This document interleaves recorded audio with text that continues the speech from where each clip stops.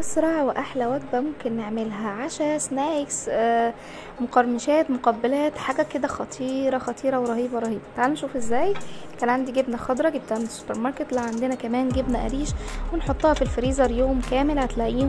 هتلاقيها سهله وسلسه وبتتبشر معانا بكل سهوله زي ما احنا شايفين.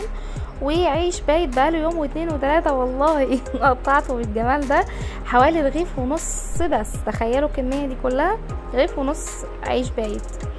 حطيت كمية محترمة من الزبدة في طاسة غير لاصقة، يعني حوالي 6 معالق كبار من الزبدة.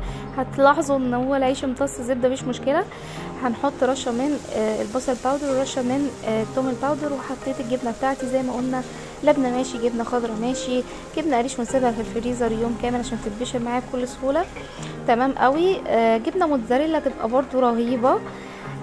كمان كان عندي زبدة وقطعتها ستيكس بالشكل ده، او قطع طولية، وابتدي اوزعها على الطاسة كلها. الزبدة يا جماعة بتدي تيستي رائع رائع رائع للوجبة دي، بتخليها خطيرة.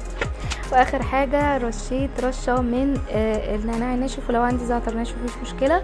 واغطيها لمدة يعني تتراوح ما بين الدقيقتين ل3 دقايق وبس كده. بصوا يا جماعة سخنة على ايدي مولعة، بس كنت عايزة اوريكم التحميصة بتاعتها طالعة ازاي، واللون بتاعها الذهبي الجولدن ده رهيبة رهيبة. تنفع سناكس معانا ماشي، تنفع مقبلات، تنفع وجبة عشاء. بصوا احنا يعني خلصناها يمكن قبل ما نحطها ونوزعها. خطيرة خطيرة.